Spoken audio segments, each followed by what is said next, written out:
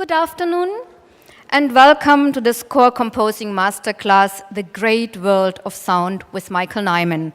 But first of all, I introduce you to our friend and campus consultant, film historian, and author of many books, Peter Cowie. Please welcome him on stage.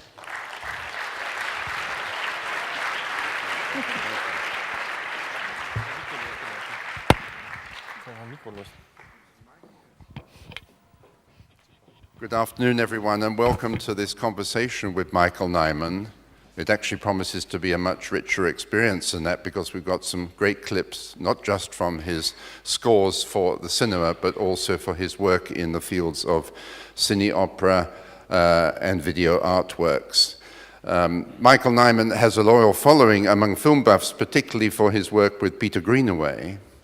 And in the early 90s, he achieved superstar status when his haunting melody for the piano went platinum several times over after the release of that film.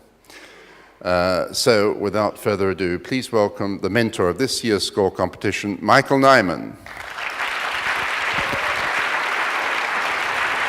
Michael, welcome. Thank you.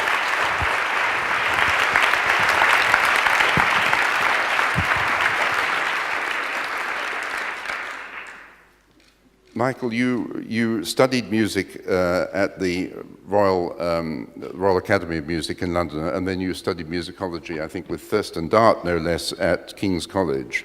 And you devoted the next few years to becoming a music critic and worked alongside some very distinguished critics at The Spectator. And did that, looking back, serve as a help or even a hindrance, possibly, to your work as a composer? Was it a good background? Good afternoon. Now I'm using the Ray Fiennes technique here of the sideways mic. It seemed to work very well for him yesterday, but it's easy to do this.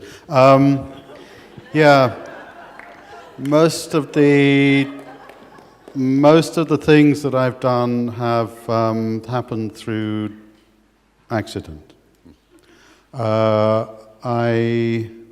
I had no intention to be a musicologist. I was just in the situation when I finished my 3 years at the Royal Academy of Music that I had no idea what I was going to do. And I noticed that Thurston Dart was opening a PhD course at King's College London, and I became for a year his only student and the only student in the music faculty at King's College London, and I proved that I had kind of no interest in being a musicologist, because I didn't become a musicologist, because he was a rather inspired teacher. I went to see him one day, and he asked me whether, and this was at the age of, what was I, 20-something, 18, 19, whether I'd spent any time outside of the UK, or England as we called it in those days. And I said, yeah, I'd spent 10 days in Paris, and that was the sum total of my foreign travel. And he said, well, I think you should spend a year abroad. And I said, okay, fine. And I said, where? And he said, Eastern Europe. And I said, why?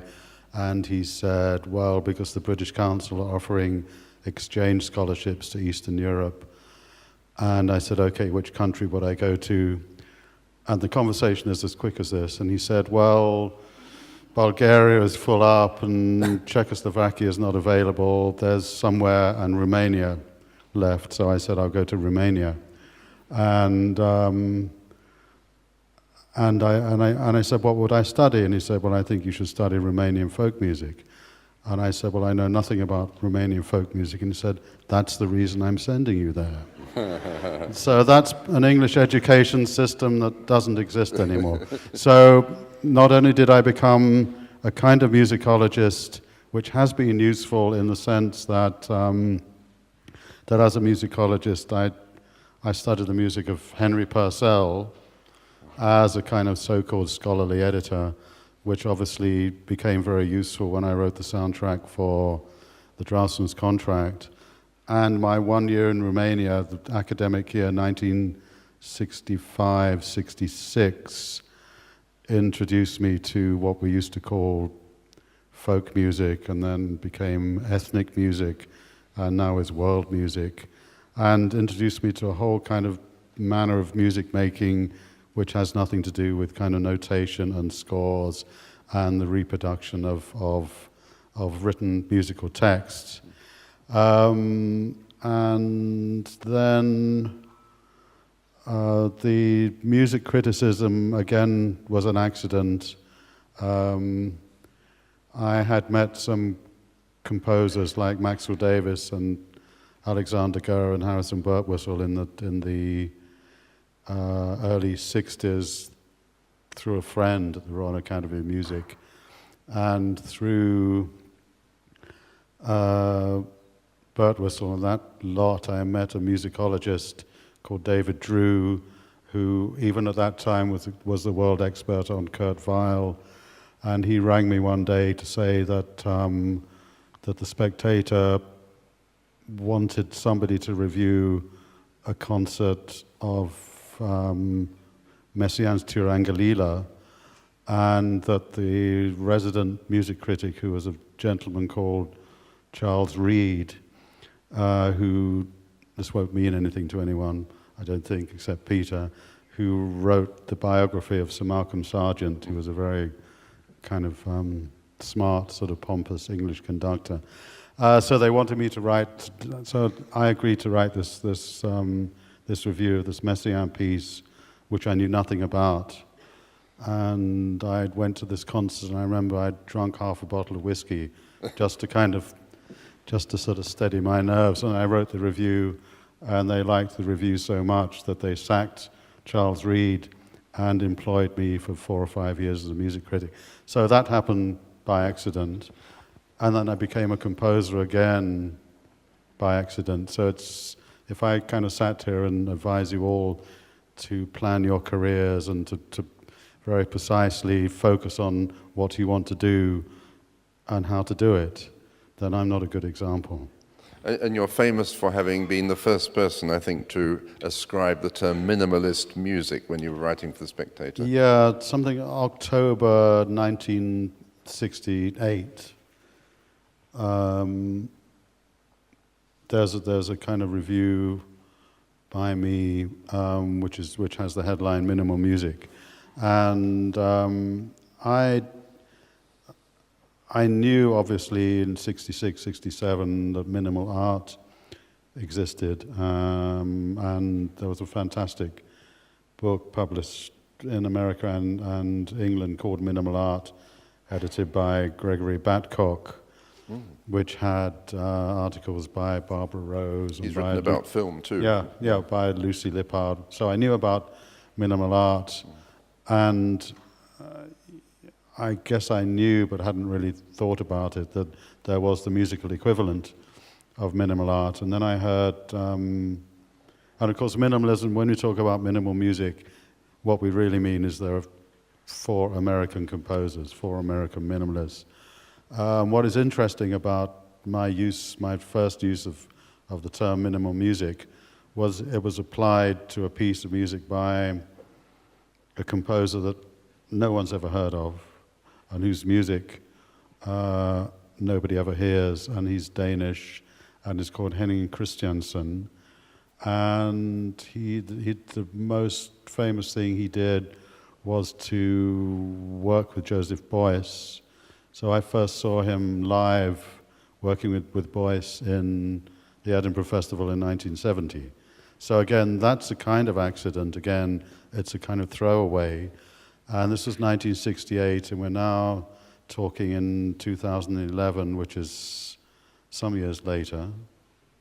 Is that 40 years later? Yes. 43. Yes. So 43 years later, this term has stuck to a particular genre approach to music, of which I am now a part, because at that time I wasn't a composer. I didn't write any music for another 8 years, and minimalism has taken over the world, and thank goodness.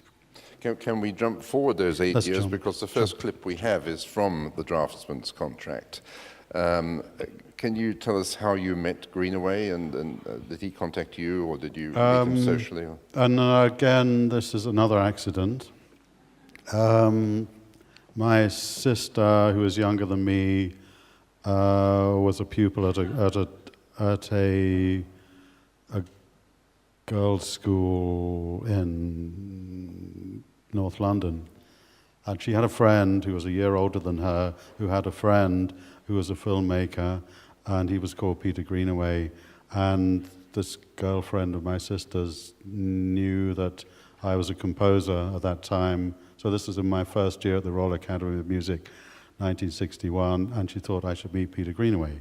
So we were friends from 1961 for 15 years before we actually worked together. We started working together in 1976. So you were a teenager, really, when you met him? Teenager. Yeah, but kind of teenagers were kind of very old in those days. You know, it felt like I was 81 rather than 18. And now I feel that I'm 8 rather than whatever. And so what was interesting, and it's interesting that you mentioned the British Film Institute Library, the Greenaway at that time was a kind of archivist for the British Film Institute. He worked in the library. That's right, yes. And at weekends he would steal films from the BFI library, and he had this kind of building that had a sort of cinema, and we would spend the whole weekend watching Bergman and Rene and whatever and Eisenstein for years, for years. So a lot of my film culture comes from my relationship with Peter Greenaway, and one thing I kind of constantly say, or I say it more and more now, because I don't care, is that filmmakers don't actually think that composers have a right to be intelligent. They may be intelligent as composers of soundtracks, and by definition they are intelligent because they've chosen to work with intelligent film directors. But even though Greenaway and I in the 60s and throughout the 70s watched a huge number of movies together, I don't think there's any time during the 15 years that we made films together that he would discuss anything with me other than the music or the contents of his film. There was never a situation where, what do you think of this, Michael? Or et cetera, et cetera. So it's kind of, and now I have this sort of wonderful collaboration with a film director who allows me to engage with all aspects of filmmaking, and that's me. Okay. Well, before we get to that, can we have the first clip from the draftsman's contract, and then we'll do.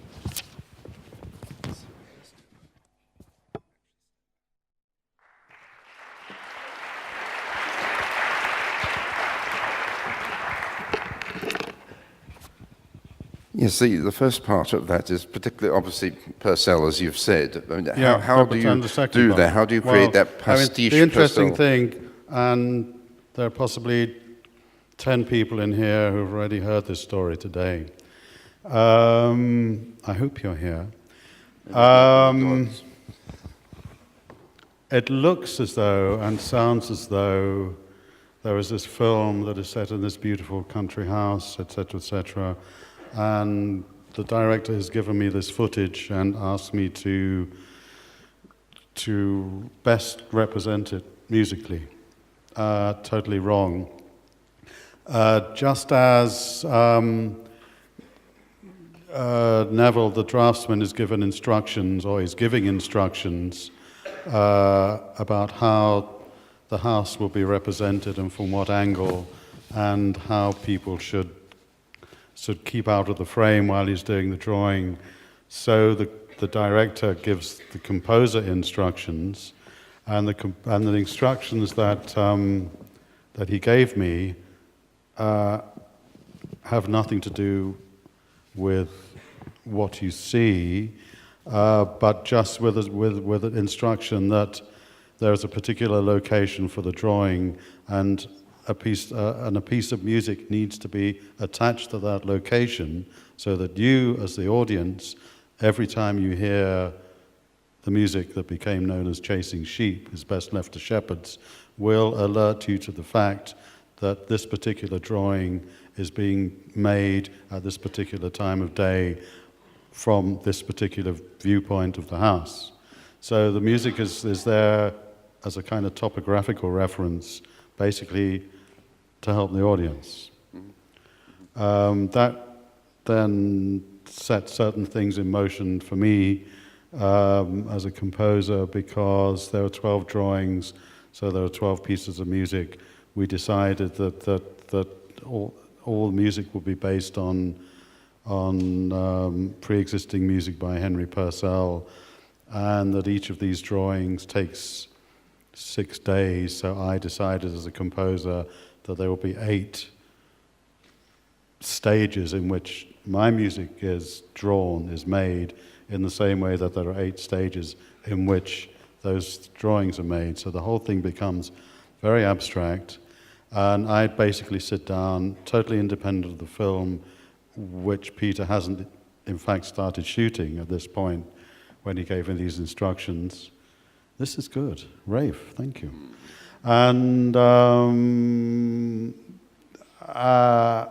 then when the music is finished, you have this sense that just as the image is starting with a blank page, so the music begins with as close to a blank page as possible, which is just a bass line.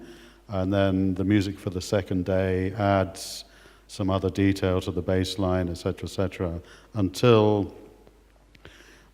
you get like the complete representation of the completed drawing, which is the most complicated version of that particular piece of music. So I performed this task with huge seriousness.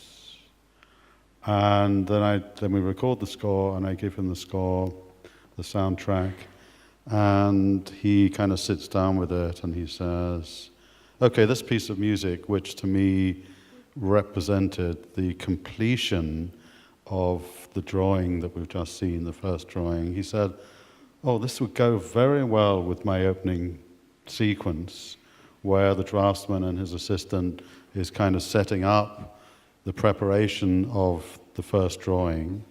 So this whole kind of system that I've been laboring over is kind of totally dismissed, because Peter Greenaway, responds to the music totally kind of intuitively, and he realizes that music is the best way of representing his scene. Now, that scene you just saw, and as I say, nobody could deduce that from the way that the image and the music are combined, because it really looks as though, Michael, here's a scene, early morning, English countryside, write a piece of music which does such and such a thing. I was going to More ask accidents, you see. But, just as the accidents that through which your life is changed come in a context of a kind of life of which you are part, so this music obviously comes about through a musical life that I've created, but its ultimate use and purpose is changed by the engagement of other people's sensibilities and opinions and attitudes. Given that sometimes you have a sort of tabula rasa at the beginning, and you start thinking about the subject of the film, of which you know, and you probably have read the script, how do you come up with a great theme like the one for the piano? Is that just once in a lifetime you get that kind of Anton Karas theme that that sets you up for life? No, but it's exactly the same. It's exactly the same process. Yeah. It's accident. But Jane Campion didn't say to you, "I want a major theme for that particular scene when she plays on the beach." No, it's very, very. In a way, it's a parallel situation. Greenaway, because he was trained as an editor, liked to have the music available ahead of time before I started editing. So he didn't edit to temp music, and he didn't edit like blind, so to speak, or deaf. He wanted the music there to give him a kind of editing rhythm. And it's interesting that the music for the second scene again was a piece of repetitive music by Purcell that I just basically treated as a kind of an independent piece of Michael Nyman music, and that because it had a certain mood, a certain drive, a certain kind of energy, he added it to that scene, and the two things are kind of totally inextricable. But if he'd said to me, okay, here's a scene where a German governess is teaching a little kid how to speak, how to name flowers or plants or fruits in German, there's no way that I would have come up with a piece of music like that. Mm-hmm. So by the same token, Holly Hunter was always going to play the piano in the piano. She was always going to be the pianist on set. So because she was going to have to be on location in, let's say, January, I had to write music for her to be able to learn sufficiently well to be able to play it on location in January. So the music had to be written ahead of time. And in the script, there would be a scene where Jane would say, Holly Hunter plays a piece of piano music. And of course, since Holly Hunter, the character, didn't speak, there will be no other information. And I would say the most intelligent question I've ever asked a director, maybe the only intelligent question, is, okay, Jane, if Holly Hunter could speak at this point and would express herself with words, in words, rather than music, what would she be saying? So I then had a script which had this piece of music represents such and such a mode of expression. And so I then sat down, and again as an abstract process, because the film hadn't been shot, I had no idea what it would look like. I had no idea, what the costumes would be, how Holly Hunter would act. I'd only ever seen her in broadcast news, which is about as far from the piano as you can imagine, and as a performance.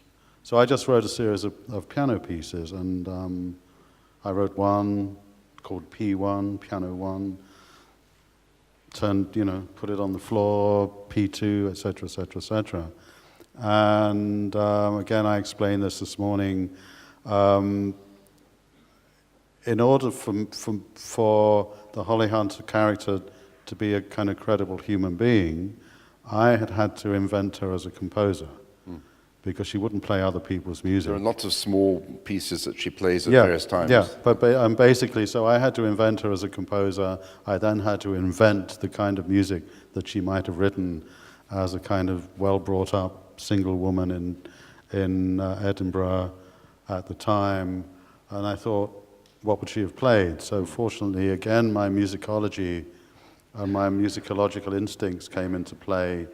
And in the same university music library where I had studied in the early 60s as a musicologist, and then where I discovered the Purcell music that I used in the Draftsman's Contract 8 or 10 years earlier, I found a volume of Scottish songs which was called something like Scottish Popular Songs, because I decided that if she was going to be a composer, she would be a composer making her own versions of Scottish songs. So I transcribed a bunch of rather amazing songs, and then set about putting them in some sort of pianistic context. And the piece that is known as the Heart Asks Pleasure First, that everyone knows, is, if you look at the kind of original score, just called P2, because that's piano 2, the second cue. And I wrote it, finished it, put it on the pile, went on to compose P3. And nobody knew, least of all me, that piece of music would kind of take over the world. And it's kind of interesting that before the film was shown in Cannes, we tried to interest the guy who ran Milan Records, whatever his name is, bless his soul. In the soundtrack album, and we showed him the film, we arranged a screening of the film, and he said, who's going to watch a film, set in the 19th century where a husband sort of chops off the finger of his wife?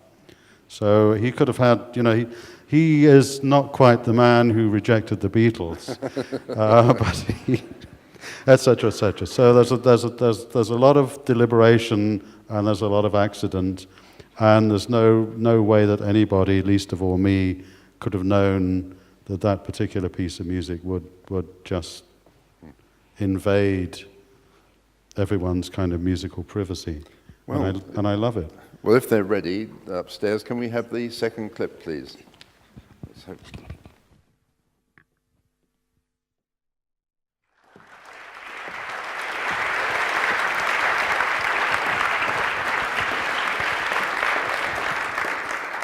And the editor doesn't betray you in that sequence. The editing is so good, isn't it? The editing, yeah. And the only thing that I slightly regret is that since Holly Hunter is playing the piano herself, it's only in that last shot that you actually see her playing the piano. Whereas when you see her kind of front on, it looks as though she's doing what every actor and actress does, which is sort of pretending to play. But I mean, the most incredible thing that Holly did was, obviously everything was recorded on location, and the sound was crap. Apparently, obviously location sound, and also it was a sort of ancient 19th century piano that didn't sound very good.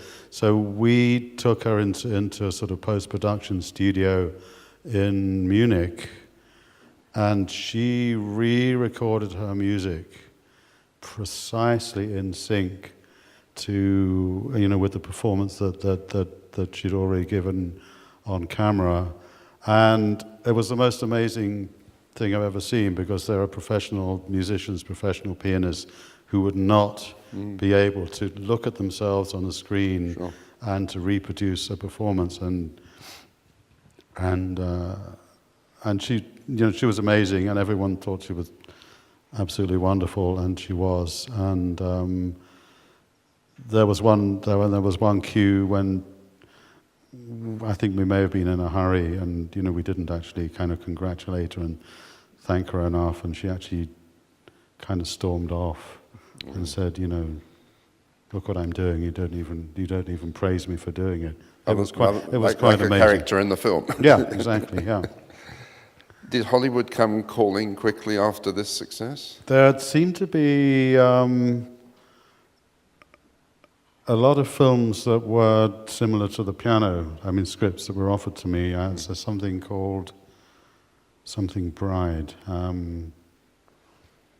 What was it? And I kind of I rejected them all, because it was that whole kind of remake, the remake syndrome. And then the film that I chose to break the 19th century spell with was a film called 6 Days and 6 Nights by Diane Curis, that nobody really knows. No. French film. That basically that was set in contemporary Paris with two sisters and a guy, and so it was about the most abrupt and kind of severe dislocation from the beach in New Zealand that I could find, and it's kind of been downhill ever since, really. How did you adapt to Hollywood when you? I assume you did Gattaca. I assume you recorded it in Los Angeles. Yeah. What's the difference between the European conditions and there? Well, I really only did one Hollywood film, and that was Gattaca, and that really felt like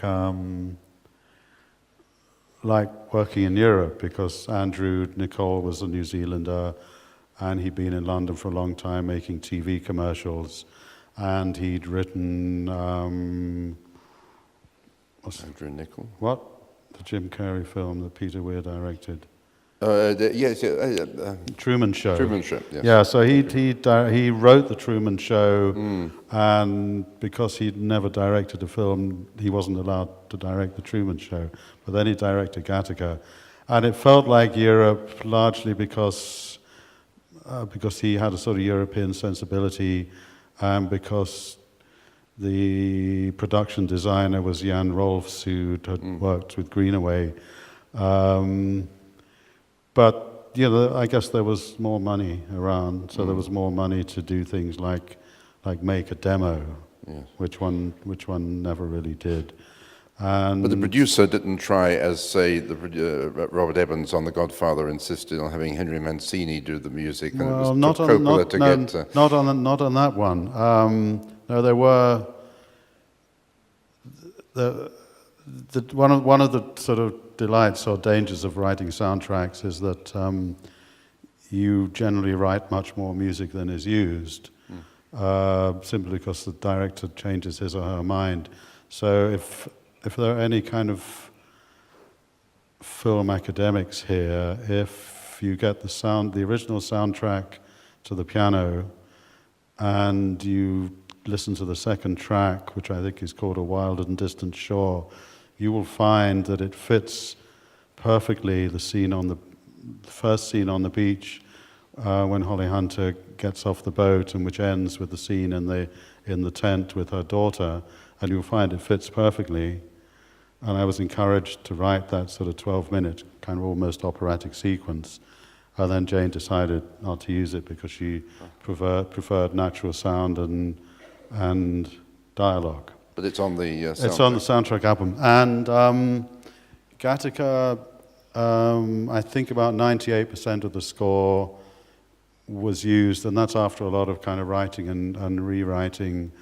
And the sort of 2 or 3% that wasn't used was that one of the three producers, someone called Stacy something or other, didn't kind of understand the piece of music that I'd written, so she decided to delete it. Otherwise, everything was there.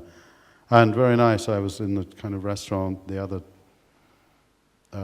day in London, and Danny DeVito, who was one of the three producers, just happened to sit down at the next table, and I sort of reintroduced myself and kind of congratulated him on Gattaca, because Gattaca was recently judged in a sort of poll by scientists of which is the most authentic and powerful and useful science fiction film. All said that Gattaca was like the top of their list. So that's not only the best film, maybe, but the most credible piece of kind of science fiction filmmaking, unlike this new Keira Knightley, Carey Mulligan thing, which is unwatchable, I think. Well, we'll see a clip from Gattaca, and then we will pass on to what you've been doing in the second half of your career, which I'm sure interests you even more. So can we see the next clip?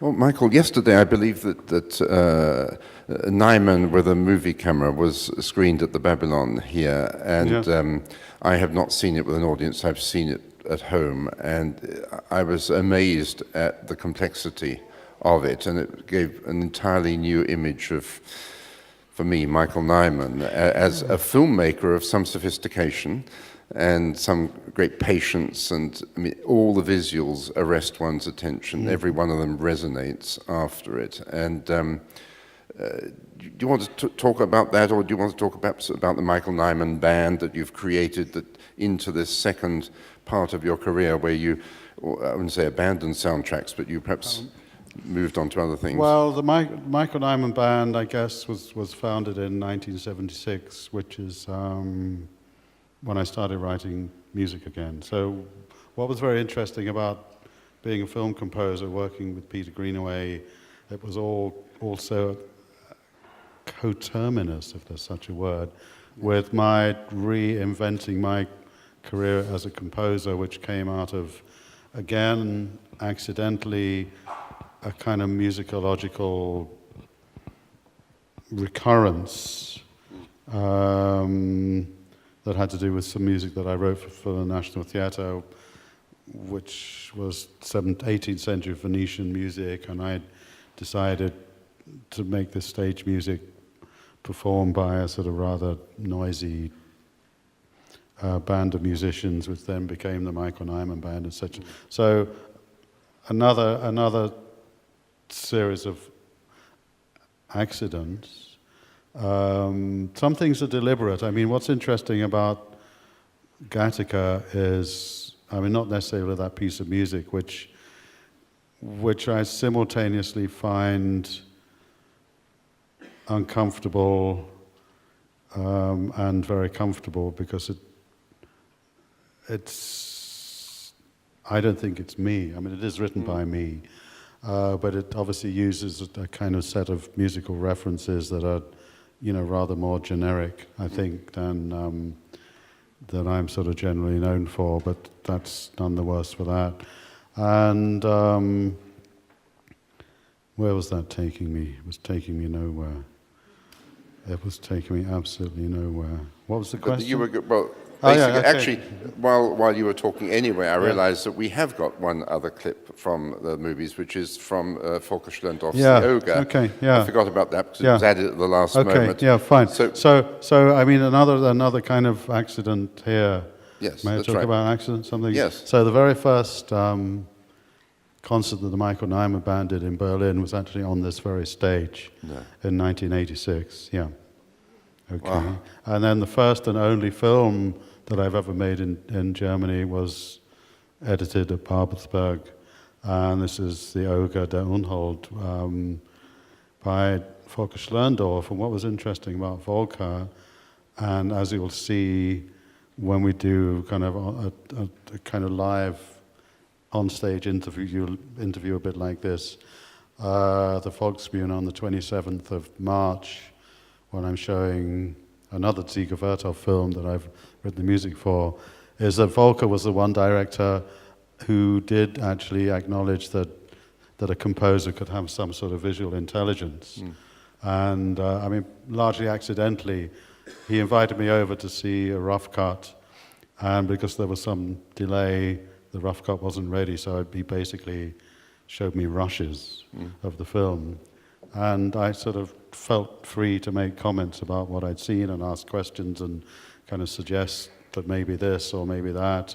And he would actually, because he was still very unfamiliar with the raw material, he would, indeed ask my opinion. And I don't know whether anything I said had an effect on the film, but it sort of, as I say, felt quite good to be accorded a certain amount of cinematic intelligence, which you, Peter, are implying is visible in Nyman with a movie camera. Yes, absolutely. Yeah. Okay. Well, let's press on. Can we have that next clip, please?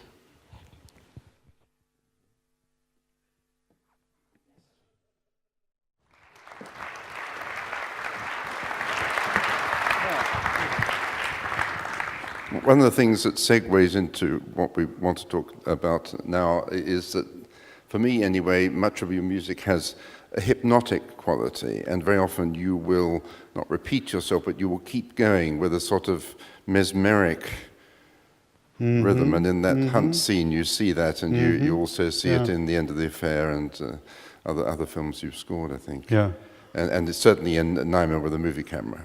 You keep moving forward all the time. Yeah, but the interesting thing, as we'll see, if we show the whole of one of my films, the way I shoot those films and the way I edit them when they need editing, because generally they don't, because they're all kind of shot in a single shot, or some of them are, there's that same obsessiveness, persistence, or whatever, and it's either a kind of negative thing or a positive thing. People that don't like it think it's negative, and people that do like it. But a little goes a long way. A little seems to go a vast distance. Yeah.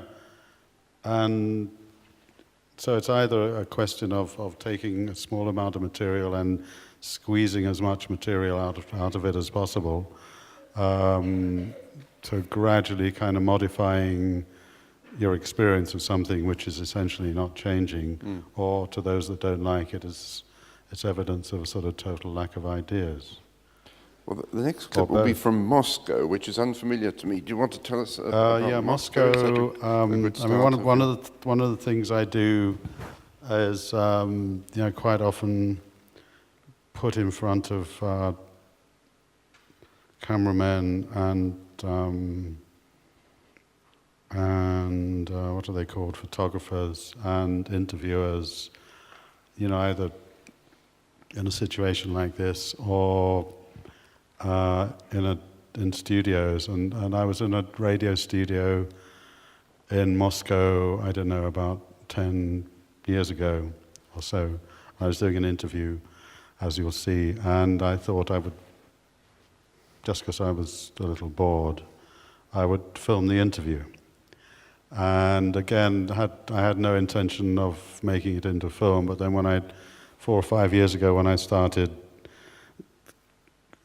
I was, looking at the archive of material that I'd shot over the previous 10 or 15 years. I discovered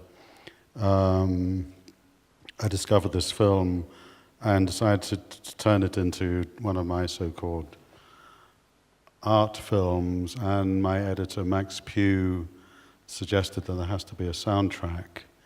And I actually didn't see the point of having a soundtrack until I had one of those moments, which is very rare, when I realized that there could be a soundtrack, and there should be a soundtrack that would do something very particular, as you'll see, and that is kind of unlike any soundtrack I've ever composed for, and I think his soundtrack is used much more imaginatively, since it has a sort of structural purpose for being there, than soundtracks that are used in conventional feature films. It lasts about 5 or 6 minutes, I think. Right, so can we have the next clip, please?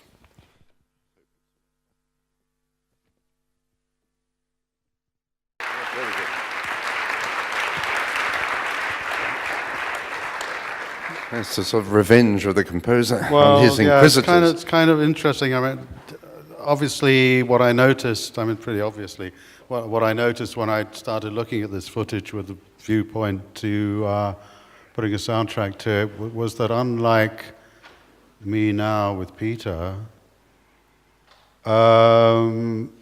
every statement, consistently in this interview, was preceded by or something.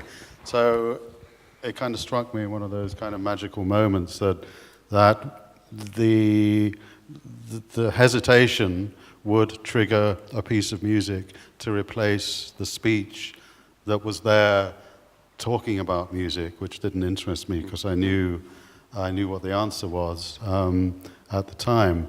And there are a number of things that are sort of interesting. One is that obviously the duration of the piece of music is precisely the duration of my answer, which makes it a sort of John Cage sort of randomizing process, because there could be 32 seconds of this answer and 1 minute 10 seconds of another answer. So you get a totally randomized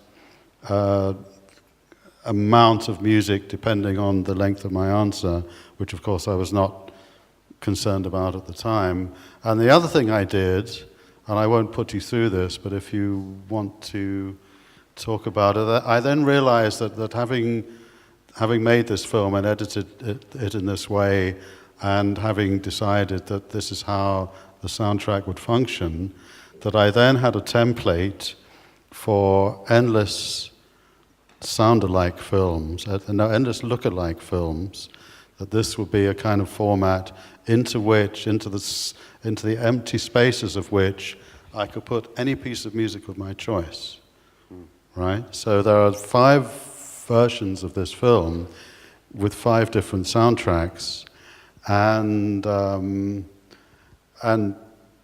my first choice of soundtrack was this one from something I wrote in 1989, and I chose it in the space of about 25 seconds. All the other choices I made, there's In Re Don Giovanni, there's a piece of kind of military music, there's a piece of electronic music, which fulfill the same role in the film as this piece does, all fail to influence the way that you perceive those images. So when you hear this slow piece of music, every action is conditioned by the mood and the slowness of the music. So the guy is listening to the battery of his camera, and the woman flows in looking like look as though she's just walked out of a Ziga Vertov movie in the kind of fashions of the 1990s. And it's a very instructive thing that none of the other pieces of music actually have a sort of strong influence on your perception of the film, even though in a formal sense and structurally every version of this film is identical. Witness. Do you want to tell us what Witness is? That part of your cine opera? I discovered a wonderful cinema in Mexico City that was called Teatro Cine Opera, and outside it's kind of beautiful, sort of seemingly late Art Deco building. Inside is a total wreck, and looks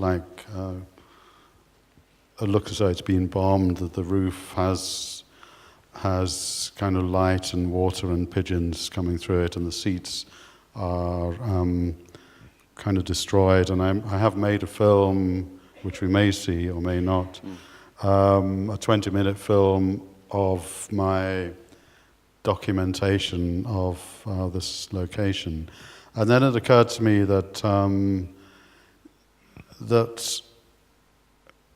when wanting to give a sort of global title to my video work, artwork, film work, or whatever, my initial title, which I think I took from Walter Benjamin, was Distractions, because it's pretty evident from the Moscow film that I'm very easily distracted but can still answer questions. And the other thing about the Moscow film is that, what started as just a kind of curious observation to see what was going on in that recording in the radio studio when I was talking. In the process of making the film, it discovered its subject, which was the sad technician, behind the digital clock. So that sometimes happens when I make these films. Witness uses photographs of gypsies, of Roma, who were photographed by the police as they were put into concentration camps in the Second World War in southern France, revealed through a kind of rather beautiful filming of a curtain and sunlight and whatever in an adjacent room in the same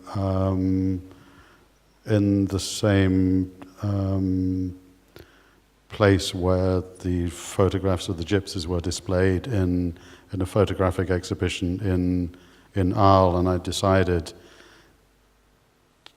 quite accidentally again, or not intentionally, to bring these two totally different kinds of images together. And it's part of a series called Those That Have Been Photographed. Right, we have the next extract. No, there's about 6 minutes again.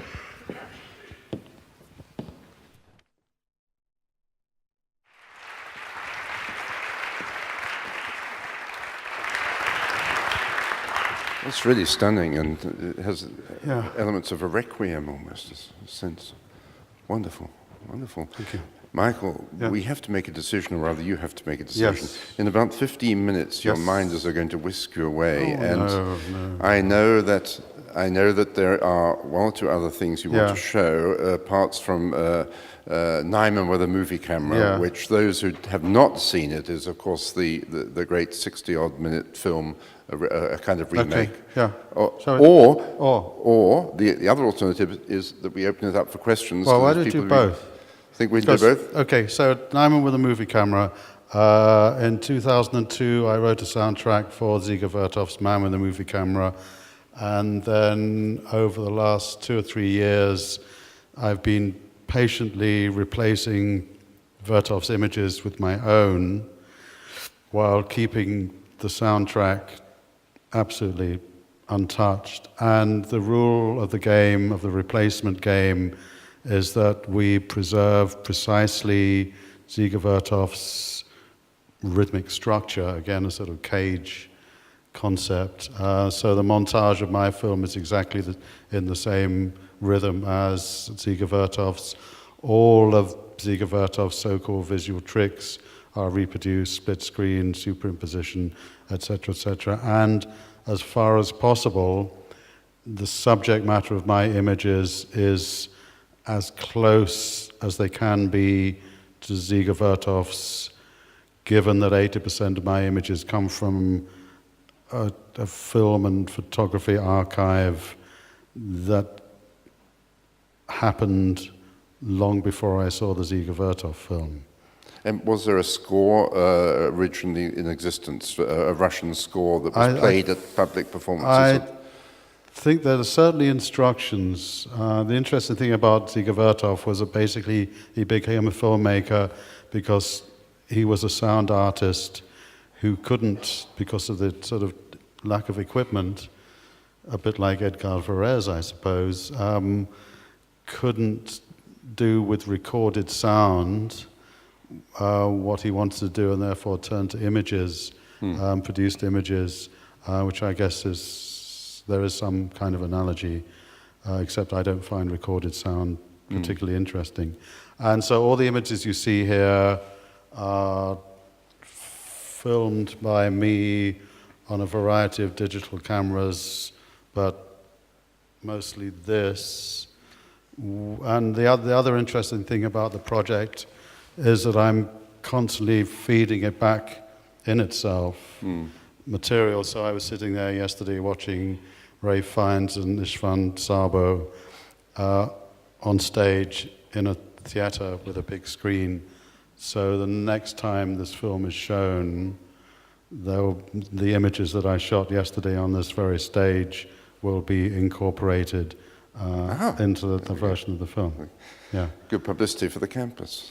Exactly. Yeah. So there's a sort of tiny little bottom edge is the two talking heads, and the basic frame is the talent campus sign. I've got an idea, Michael.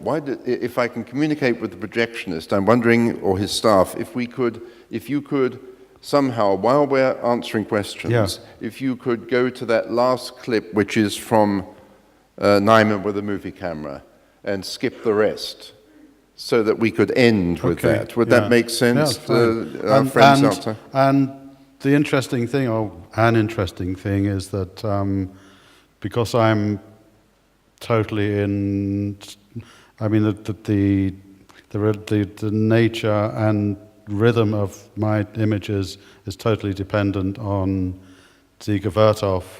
The kind of sort of minimalist, luxuriating slowness of repeating and varying the same image over and over again that you saw in Witness 2 is kind of totally not applicable. And that material from some of these cine opera films which exist in their own right as coherent films is relegated or raised to the status of footage. So there's a sort of big kind of cross-referencing between Nyman with a movie camera and these films, which is exactly what I do as a composer anyway. Well, while we're waiting, perhaps we can have a question or two. There are microphones on either side which we pass to you, so please, if you raise your hand. First one, anybody want to? Okay, there's someone here on the left. The mic's being turned on. No. Okay. The film in which your work impressed me most was in A Set and Two Notes from Peter Greenaway too, and in particular the piece that opens the film, I think, is called Time Lapse. Yeah. I wanted to know what Peter Greenaway exactly wanted for that piece, and what from this brother's story that he tells, it's what inspired you to compose this piece. Well, you'll find it even the instructions he gave me for Z and Two Notes are even more bizarre than the instructions for Draftsman's Contract. He told me that this film is about Darwin, and it's about Darwinian evolution, and he kind of identified 8 stages of Darwinian evolution, and that he wanted a piece of music from me, 8 pieces of music, each of which represented everything from primitive slime to the highest kind of Homo erectus, evolution, Homo sapiens. Homo sapiens.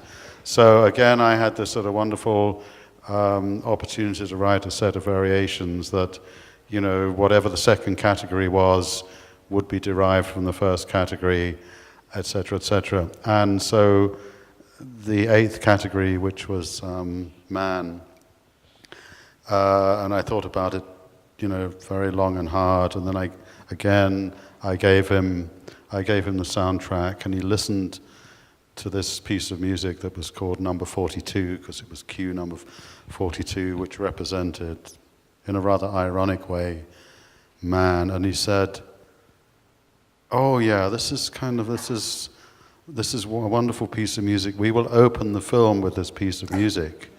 And so the opening of the film, where you see where there's the car crash with the swan, and you hear a lot of police radios, and you hear a piece of music that does appear to have been written to express this scene, had no relationship to that scene in the composition. And Time Lapse was the one piece of music where I actually looked at the film and saw this time-lapse photography and the kind of repetitiousness of it and the switching on and off of the lights. And I realized that the one thing I could do was to make a kind of rhythmic grid which would be related to and would punctuate this time-lapse sequence. And the music I used has a very interesting history.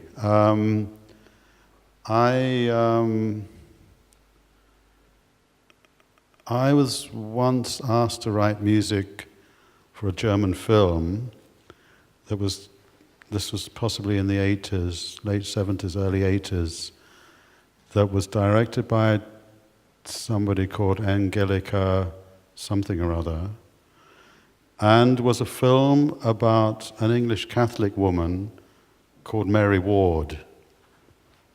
And I forget, quick, where's the music? And,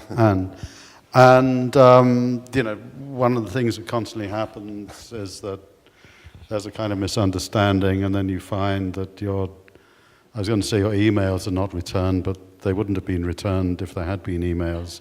And then you hear on the grapevine that another composer was being selected. But in the meantime, I had designated some music as being suitable for this history of like 16th century Catholicism. And one of the pieces of music I selected in the kind of Draftsman's Contract, Henry Purcell manner was a piece by a German composer, Heinrich Ignaz Biber, who was a kind of contemporary of Purcell. And I found this requiem, and I copied down this sort of beautiful chord progression, which was going to be the main theme of this of this Mary Ward film, and as I say, the film was cancelled, but the music was still there. So when I, a few years later, started writing the music for Greenaway, and there was this necessity for this kind of regular, music with a regular beat, I reverted to this piece by Bieber, and that's how Time Lapse came about. But Time Lapse is very well known from, as you say, from a Z and two noughts, but life moves on and music is very mobile, and I was talking to the flamenco singer Estrella Morente about collaborating, and I gave her some CDs of mine, and I went to see her in her house, her late father's house in Granada, and she was very excited about something. She said, after lunch, Michael, I'm going to give you this wonderful present. And the present was a song that she had written over the recording of Time Lapse. So from being a requiem, a 17th century German Baroque requiem, the same music has now become sort of a backing track for a rather fantastic song by an amazing flamenco singer. So, Michael, let's see if we can get something from mine. Are we ready to go with Nyman with a movie camera? Can we go with that, please? Let's see what happens. I have no idea what it is. Not sure if they're able to. Ask another question. No. Oh no, something's happening. Yep. Well, there's a light. Change of light. All right, okay.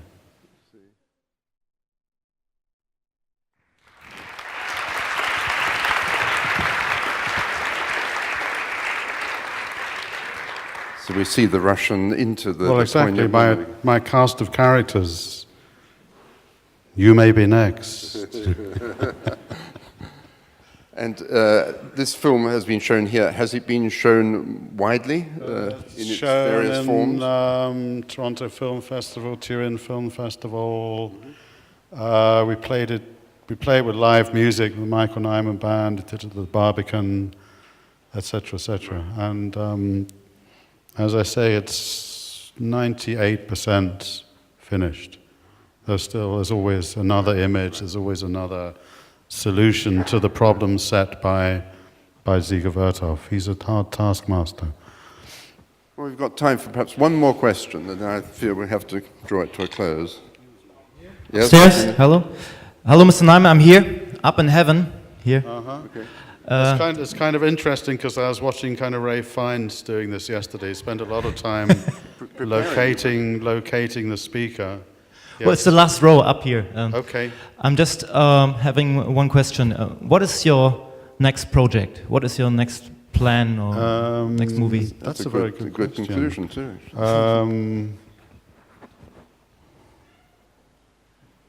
Yeah, I don't know. Well, this is a movable feast, isn't it? Yeah. I mean, you can go on.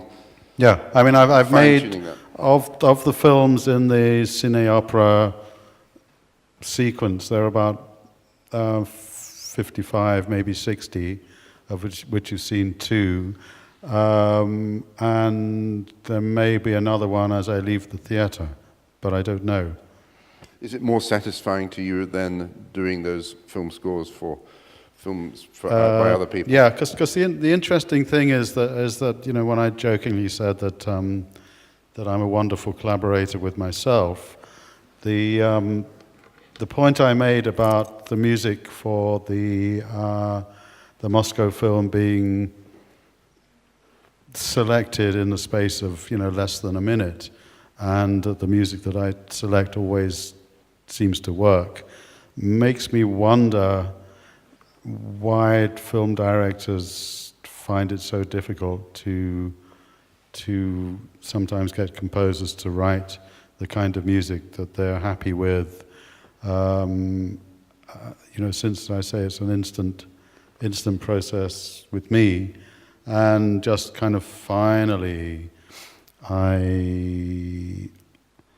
I have two filmographies. I have a filmography of the films that have my soundtracks, Draftsman's Contract, etc., etc. But I think the more interesting filmography is that the soundtracks for films that I didn't get to write, or that I did write, but either didn't finish because I was dismissed from the film, or did finish, but the music was taken off the film, which happens to all composers, whether it's Morricone or Phil Glass. I'm sure it happened to John Barry or whatever. And I guess sitting here in Berlin, the one film that did escape after a lot of communication with the director was Goodbye Lenin. Oh. And, hours and hours, days and days, weeks and weeks of communication with Wolfgang Becker. Had the single result was that I was kind of easily replaced by that other guy. But we don't remember the music, you see. We would have if you'd done it. Well, that's very nice of you to say. What was that? Look, I've even forgotten his name. What? Jan Tiersen, yeah. Which is a kind of interesting choice because I've never really kind of associated my music with his music. So it's very interesting how, that's a kind of interesting indication of how intelligent directors perceive and define the musical content of a film. Michael, you're going to be back tomorrow, right, for the score competition, the great climax of this week, and you've given an enormous amount of time to these composers, I know. So to come here this afternoon has been an extra bonus for us, and we're very, very grateful. Thank you. Okay. There's so much more to say, but come back next year. Okay, thank you, Peter. Thank you very much, Michael. Thank you. Okay.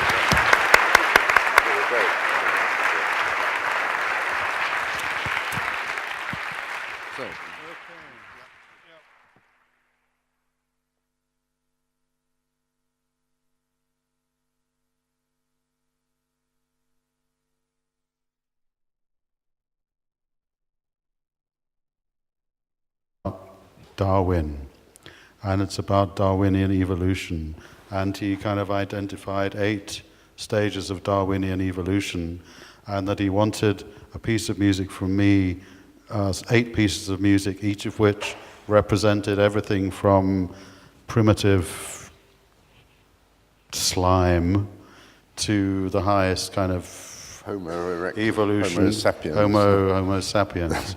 So again, I had this sort of wonderful opportunity to write a set of variations that, whatever the second category was, would be derived from the first category, etc., etc. And so the 8th category, which was man, and I thought about it, very long and hard, and then I gave him the soundtrack, and he listened to this piece of music that was called number 42, because it was Q number 42, which represented, in a rather ironic way, man. And he said, "Oh yeah, this is a wonderful piece of music. We will open the film with this piece of music." And so the opening of the film, where you see where there's the car crash with the swan, and you hear a lot of police radios, and you hear a piece of music that does appear to have been written to express this scene, had no relationship to that scene in the composition. And Time Lapse was the one piece of music where I actually looked at the film and saw this time-lapse photography and the kind of repetitiousness of it, and the switching on and off of the lights. And I realized that the one thing I could do was to make a kind of rhythmic grid which would be related to and would punctuate this time-lapse sequence. And the music I used has a very interesting history. I was once asked to write music for a German film this was possibly in the 80s, late 70s, early 80s, that was directed by somebody called Angelika something or other, and was a film about an English Catholic woman called Mary Ward. And I forget, quick, where's the music? And, you know, one of the things that constantly happens is that there's a kind of misunderstanding, and then you find that I was going to say, no. I know that there are one or two other things you want to show, parts from Nyman with a movie camera, which those who have not seen it is, of course, the great 60-odd minute film, a kind of remake. Okay. Or the other alternative is that we open it up for questions. Well, why don't you do both? Think we can do both? Okay, so Nyman with a movie camera. In 2002, I wrote a soundtrack for Ziga Vertov's Man with a Movie Camera. And then over the last 2 or 3 years, I've been patiently replacing Vertov's images with my own while keeping the soundtrack absolutely untouched. And the rule of the game, of the replacement game, is that we preserve precisely Ziga Vertov's rhythmic structure, again, a sort of cage concept. So the montage of my film is exactly in the same rhythm as Ziga Vertov's. All of Ziga Vertov's so-called visual tricks are reproduced, split screen, superimposition, etc., etc. And as far as possible, the subject matter of my images is as close as they can be to Ziga Vertov's, given that 80% of my images come from a film and photography archive that happened long before I saw the Ziga Vertov film. And was there a score originally in existence, a Russian score that was played at public performances? I think there are certainly instructions. The interesting thing about Ziga Vertov was that basically he became a filmmaker because he was a sound artist who couldn't, because of the sort of lack of equipment, a bit like Edgar Varese, I suppose, couldn't do with recorded sound what he wanted to do, and therefore turned to images, produced images, which I guess there is some kind of analogy, except I don't find recorded sound particularly interesting.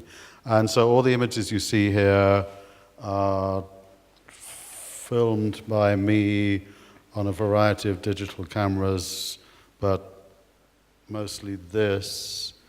And the other interesting thing about the project is that I'm constantly feeding it back in itself material. So I was sitting there yesterday watching Ray Fiennes and Istvan Szabo on stage in a theater with a big screen. So the next time this film is shown, the images that I shot yesterday would be how Holly Hunter would act. I'd only ever seen her in broadcast news, which is about as far from the piano as you can imagine, and as a performance. So I just wrote a series of piano pieces, and I wrote one called P1, Piano 1, put it on the floor, P2, etc., etc., etc. And again, I explained this morning. In order for the Holly Hunter character to be a kind of credible human being, I had to invent her as a composer, because she wouldn't play other people's music. There are lots of small pieces that she plays at various times. Yeah, but basically, so I had to invent her as a composer. I then had to invent the kind of music that she might have written as a kind of well-brought-up single woman in Edinburgh at the time. And I thought, what would she have played? So fortunately, again, my musicology and my musicological instincts came into play.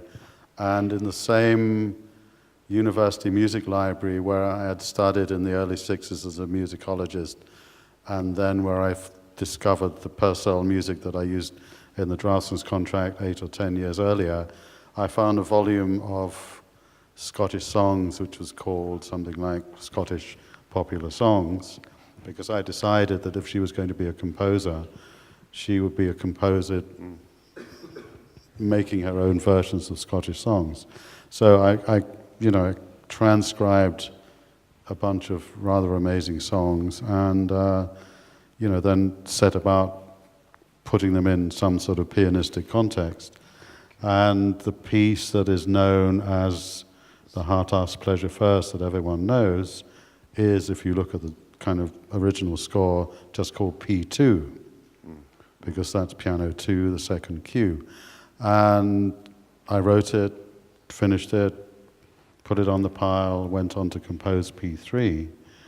And nobody knew, least of all me, that that piece of music would kind of take over the world. And it's kind of interesting that before the film was shown in Cannes, we tried to interest the guy who ran Milan Records, whatever his name is, bless his soul.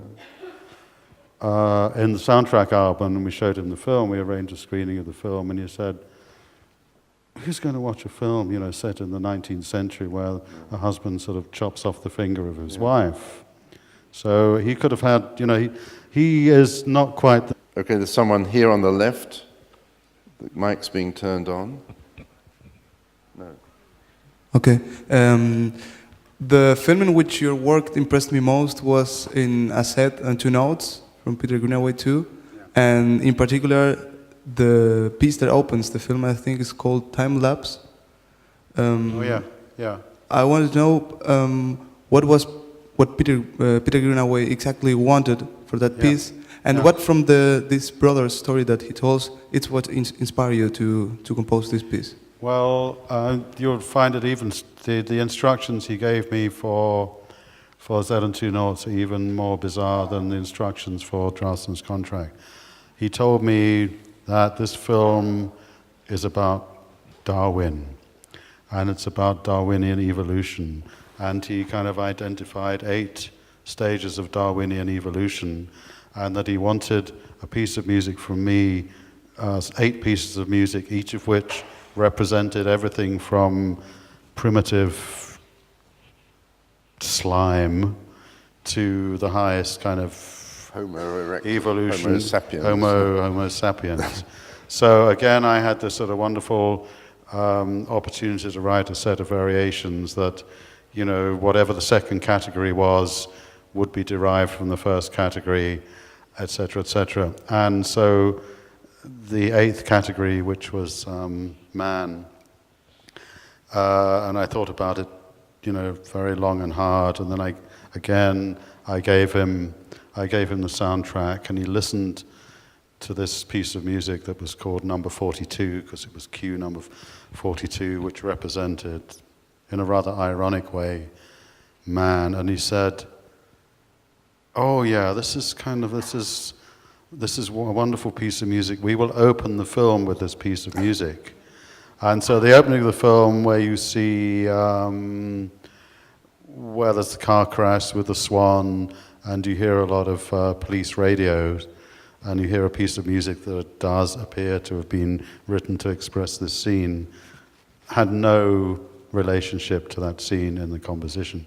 And Time Lapse was the one piece of music where I actually looked at the film and saw this time-lapse photography and the kind of repetitiousness of it and the switching on and off of the lights.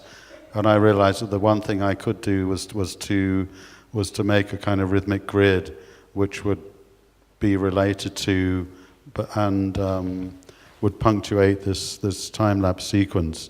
And the music I used has a very interesting time-lapse came about, but time-lapse is very well known from, as you say, from a Z and two noughts, but life moves on and music is very mobile, and I was talking to the flamenco singer Estrella Morente about collaborating, and I gave her some CDs of mine, and I went to see her in her house, well, her late father's house in Granada, and she was very excited about something. She said, after lunch, Michael, I'm going to give you this wonderful present, and the present was a song that she had written over the recording of time lapse. So from being a requiem, you know, a 17th century German Baroque requiem, the same music has now become sort of a backing track for a rather fantastic song by an amazing flamenco singer. So, Michael, let's see if we can get something from mine. Are we ready to go with Nyman with a movie camera? Can we go with that, please? Let's see what happens. Okay. I have no idea what this is. Not sure if they're able to. Might not have. Ask another question. no. Oh no, something's happening. Well, there's a light. Change of light. All right. Okay.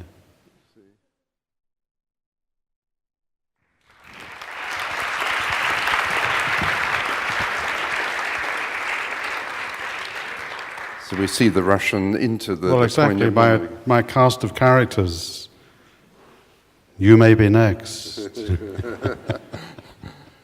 And this film has been shown here. Has it been shown widely in its various forms? Toronto Film Festival, Turin Film Festival. We play it with live music, the Michael Nyman Band, did it at the Barbican, etc., etc. And as I say, it's 98% finished. There's always another image, there's always another solution to the problem set by Ziga Vertov. He's a hard taskmaster. Well, we've got time for perhaps one more question, and I feel we have to draw it to a close. Yes? Upstairs, hello. Hello, Mr. Nyman, I'm here, up in heaven, here. Okay. It's kind of interesting because I was watching kind of Ray Fiennes doing this yesterday. He spent a lot of time locating the speaker. Yes. Well, it's the last row up here. Okay. I'm just having... Relationship with Peter Greenaway, and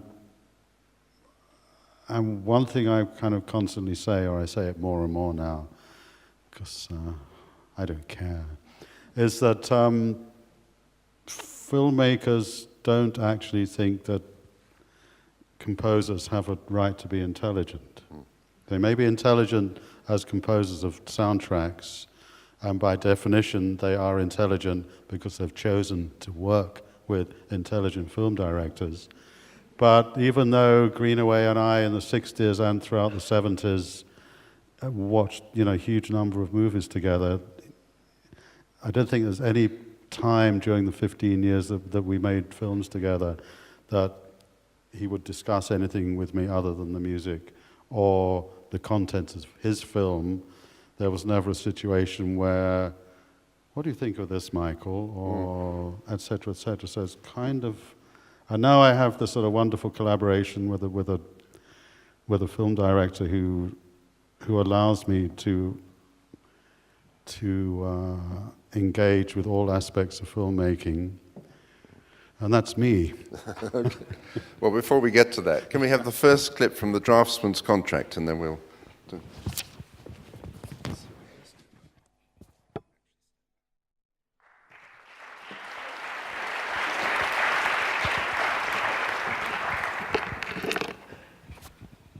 Yes, the first part of that is particularly, obviously, Purcell, as you've said. I mean, how do you do that? How do you create that pastiche? I mean, the interesting thing, and there are possibly 10 people in here who've already heard this story today. I hope you're here. It looks as though, and sounds as though, there is this film that is set in this beautiful country house, etc., and the director has given me this footage and asked me to to best represent it musically. Totally wrong. Just as Neville, the draftsman, is given instructions, or is giving instructions about how the house will be represented and from what angle, and how people should keep out of the frame while he's doing the drawing. So the director gives the composer instructions, and the instructions that he gave me have nothing to do with what you see, but just with an instruction that there is a particular location for the draw. Do is quite often put in front of cameramen and what are they called? Photographers and interviewers. Either in a situation like this or in studios. And I was in a radio studio in Moscow, I don't know, about 10 years ago or so. I was doing an interview, as you'll see, and I thought I would, just because I was a little bored, I would film the interview. And again, I had no intention of making it into film, but then 4 or 5 years ago when I started,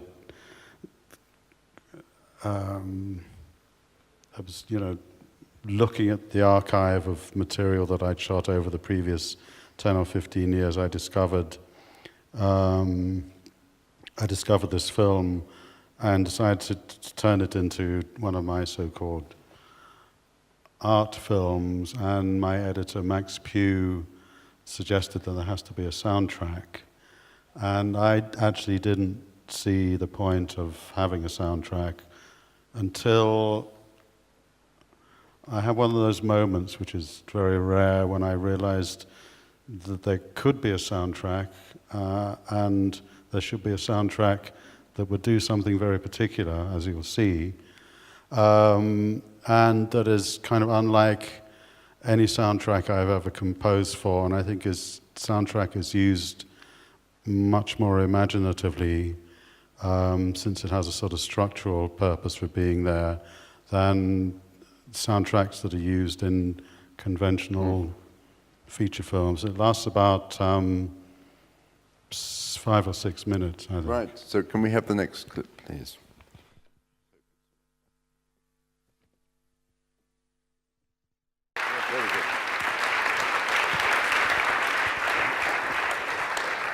It's a sort of revenge of the composer on his inquisitors. It's kind of interesting. I mean, obviously, what I noticed, pretty obviously, what I noticed when I started looking at this footage with the viewpoint to putting a soundtrack to it was that, unlike me now with Peter,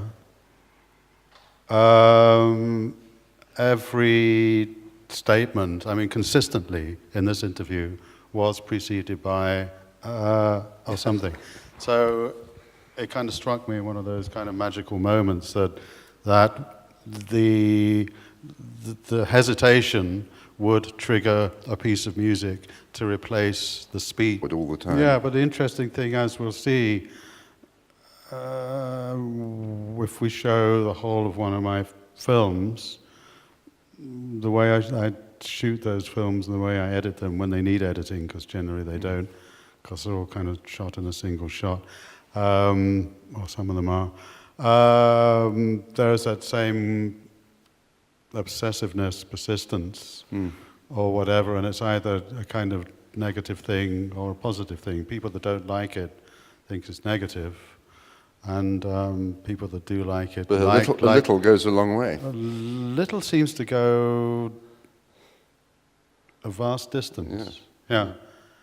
And so it's either a question of taking a small amount of material and squeezing as much material out of it as possible, to gradually kind of modifying your experience of something which is essentially not changing, or to those that don't like it, it's evidence of a sort of total lack of ideas. Well, the next clip will be from Moscow, which is unfamiliar to me. Do you want to tell us about yeah, Moscow? Moscow. A good I mean, start one of the things I do is, quite often put in front of cameramen and what are they called? Photographers and interviewers. Either in a situation like this or in studios, and I was in a radio studio in Moscow, I don't know, about 10 years ago or so. I was doing an interview, as you'll see, and I thought I would, just because I was a little bored, I would film the interview. And again, I had no intention of making it into film, but then 4 or 5 years ago when I started, I was, looking at the archive of material that I'd shot over the previous 10 or 15 years, I discovered this film and decided to turn it into one of my so-called art films, and my editor, Max Pugh, suggested that there has to be a soundtrack.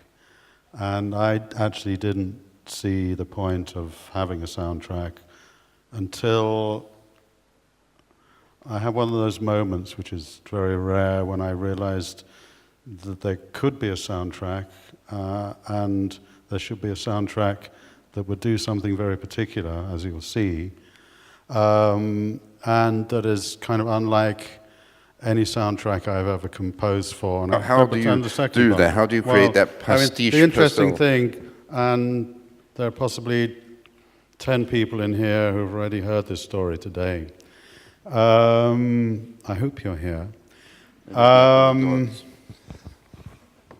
It looks as though and sounds as though there is this film that is set in this beautiful country house, etc., and the director has given me this footage and asked me to best represent it musically. Totally wrong. Just as Neville, the draftsman, is given instructions, or is giving instructions about how the house will be represented and from what angle, and how people should keep out of the frame while he's doing the drawing. So the director gives the composer instructions, and the instructions that he gave me have nothing to do with what you see, but just with an instruction that there is a particular location for the drawing, and a piece of music needs to be attached to that location, so that you, as the audience, every time you hear the music that became known as Chasing Sheep, is best left to shepherds, will alert you to the fact that this particular drawing is being made at this particular time of day from this particular viewpoint of the house. So the music is there as a kind of topographical reference, basically to help the audience. That then set certain things in motion for me as a composer, because there were 12 drawings, so there were 12 pieces of music. We decided that all music will be based on pre-existing music by Henry Purcell, and that each of these drawings takes 6 days. So I decided as a composer that there will be 8 stages in which my music is drawn, is made, in the same way that there are 8 stages in which those drawings are made. So the whole thing becomes very abstract, and I basically sit down, totally independent of the film, which Peter hasn't in fact started shooting at this point when he gave me these instructions. This is good. Rafe, thank you. And then when the music is finished, you have this sense that, just as to me represented the completion of the drawing that we've just seen, the first drawing. He said, "Oh, this would go very well with my opening sequence, where the draftsman and his assistant is kind of setting up the preparation of the first drawing.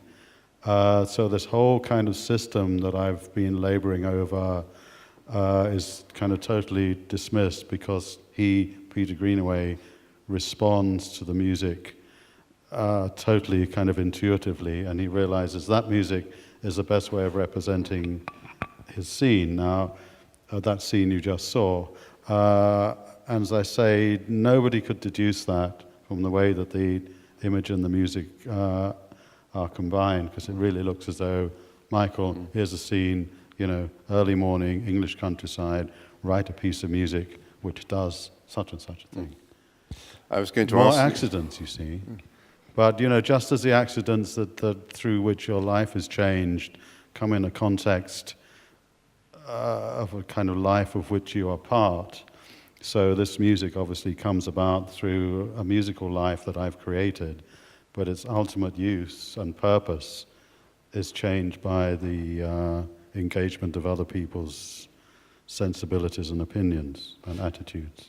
Given that sometimes you have a sort of tabula rasa at the beginning and you start thinking about the subject of the film of which you know and you probably have read the script, how do you come up with a great theme like the one for the piano? Is that just once in a lifetime you get that kind of Anton Karas theme that that sets you up for life? No, but it's exactly the same. It's exactly the same process. Yeah. It's accident. But Jane Campion didn't say to you, "I want a major theme for that particular scene when she plays on the beach." No, it's very, very. In a way, it's a parallel situation.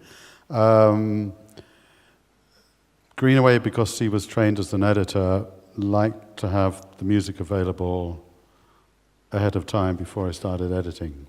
So he didn't edit to temp music, and he didn't edit like blind, so to speak, or deaf. You know, he wanted the music there to give him a kind of editing rhythm. And it's interesting that the music for the second scene again was a piece of repetitive music by Purcell that I just basically treated as a kind of an independent piece of Michael Nyman music, and that because it had a certain mood, a certain drive, a certain kind of energy, to learn sufficiently well to be able to play it on location in January. So the music had to be written ahead of time.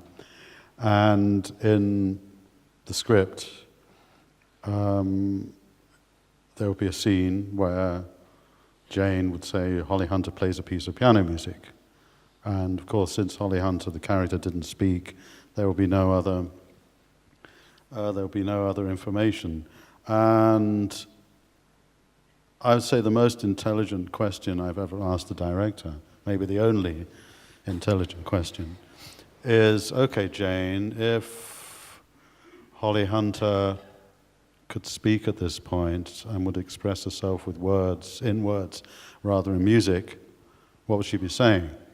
So I then had a script which had this piece of music represents such and such a mode of expression.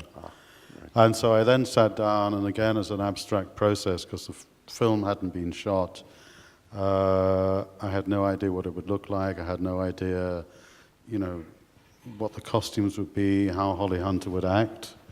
I'd only ever seen her in broadcast news, which is about as far from the piano as you can imagine, and as a performance. So I just wrote a series of piano pieces, and I wrote one called P1, Piano 1, put it on the floor, P2, etc., etc., etc. And again, I explained this morning. In order for the Holly Hunter character to be a kind of credible human being, I had to invent her as a composer, because she wouldn't play other people's music. There are lots of small pieces that she plays at various times. Yeah, but basically, so I had to invent her as a composer. I then had to invent the kind of music that she might have written, as a kind of well-brought-up single woman in Edinburgh at the time, and I thought, what would she have played? So fortunately, again, my musicology and my musicological instincts came into play, and in the same university music library where I had studied in the early 60s as a musicologist, and then where I discovered the Purcell music that I used in the draftsman's contract 8 or 10 years earlier, I found a volume of Scottish songs which was called something like Scottish Popular Songs, because I decided that if she was going to be a composer, she would be a composer making her own versions of Scottish songs. So I transcribed a bunch of rather amazing songs, and then set about the evidence from the Moscow film that I'm very easily distracted but can still answer questions. And the other thing about the Moscow film is that, what started as just a kind of curious observation to see what was going on in that recording in the radio studio when I was talking.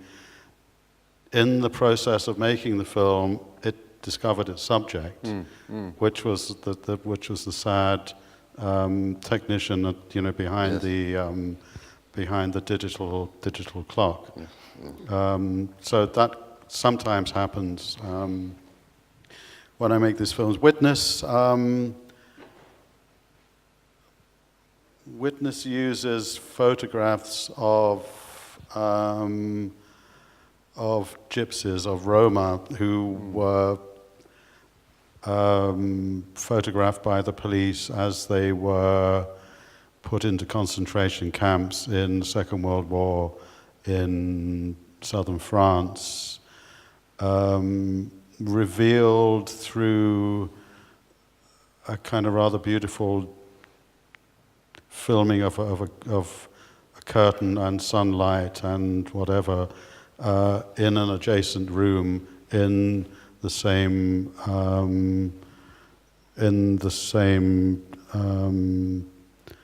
place where the photographs of the gypsies were displayed in a photographic exhibition in Arles, and I decided, quite accidentally again, or not intentionally, to bring these two totally different kinds of images together. And it's part of a series called Those That Have Been Photographed. Fine, we have the next extract. No, there's about 6 minutes again.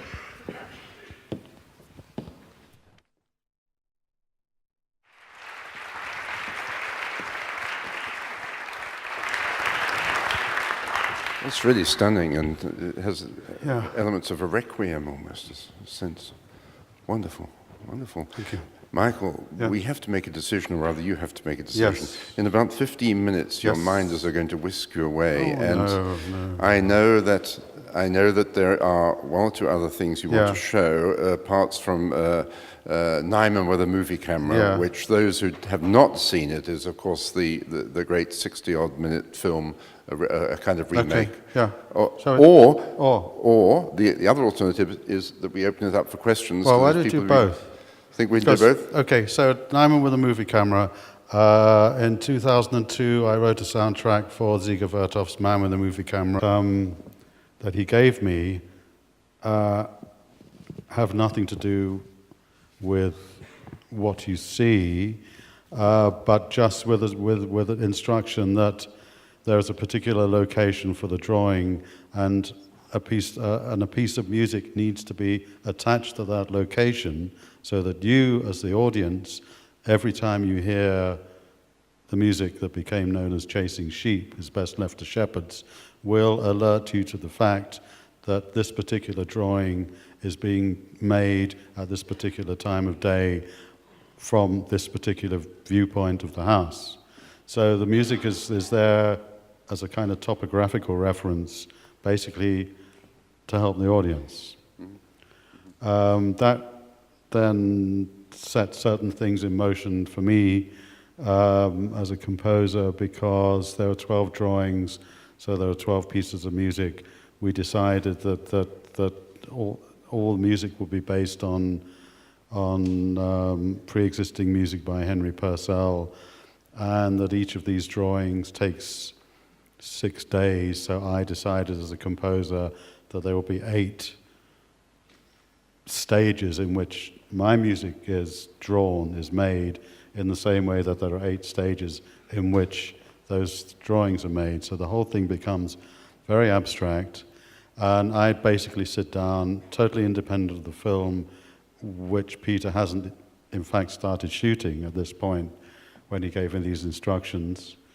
This is good. Rafe, thank you. And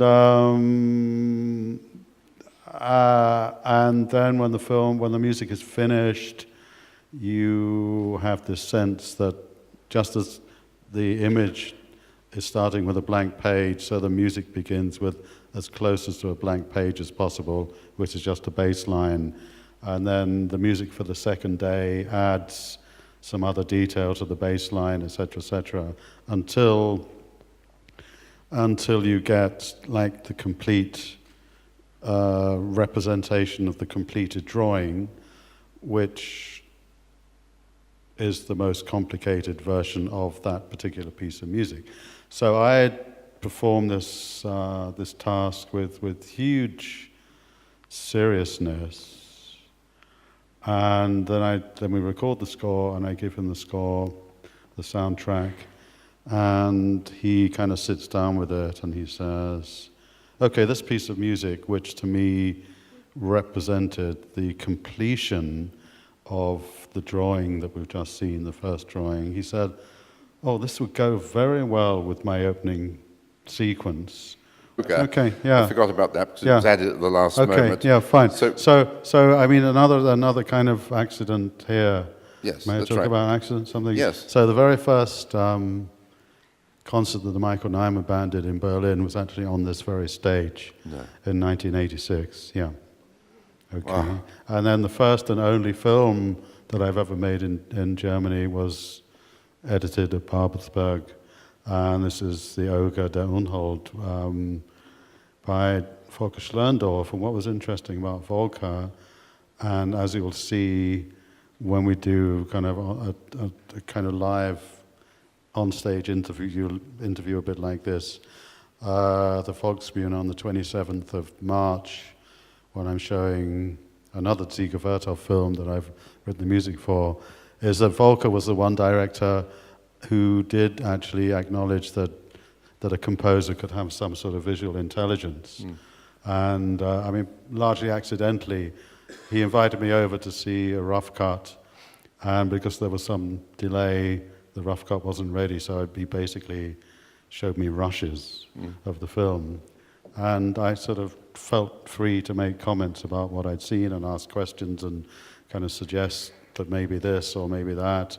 And it was actually, because he was still very unfamiliar with the raw material, he would, indeed ask my opinion.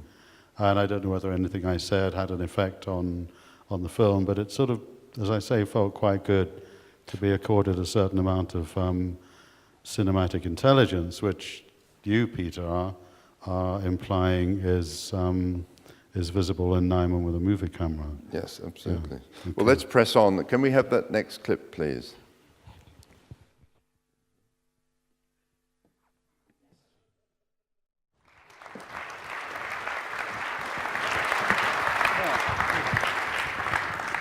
One of the things that segues into what we want to talk about now is that, for me anyway, much of your music has a hypnotic quality, and very often you will not repeat yourself, but you will keep going with a sort of mesmeric rhythm. And in that hunt scene, you see that, and you also see it in The End of the Affair and other films you've scored, I think. Yeah. And it's certainly in Nyman with a movie camera.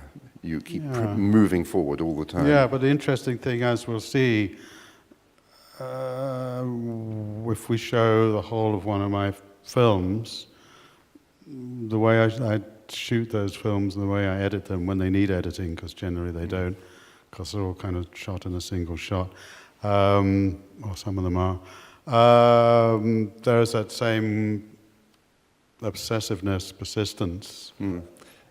how did you adapt to Hollywood when I assume you did Gattaca, I assume you recorded it in Los Angeles. Yeah. What's the difference between, say, European conditions and there? Well, I mean, I really only did one Hollywood film, and that was Gattaca. And that really felt like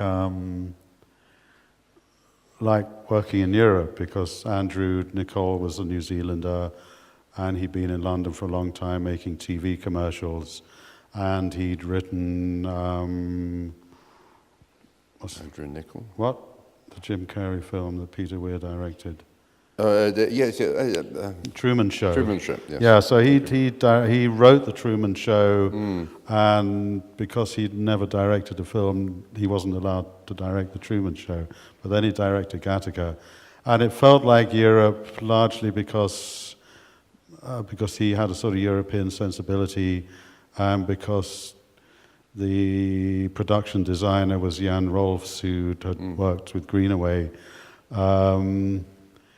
But I guess there was more money around, so there was more money to do things like make a demo, yes. which one never really did. But the producer didn't try, as say Robert Evans on The Godfather insisted on having Henry Mancini do the music, and Well, it was not on that one. No, there were one of the sort of delights or dangers of writing soundtracks is that you generally write much more music than is used, simply because the director changes his or her mind. So if there are any kind of film academics here, if you get the original soundtrack to the piano, and you listen to the second track, which I think is called A Wild and Distant Shore, you will find that it fits perfectly the first scene on the beach when Holly Hunter gets off the boat, and which ends with the scene in the tent with her daughter, and you'll find it fits perfectly.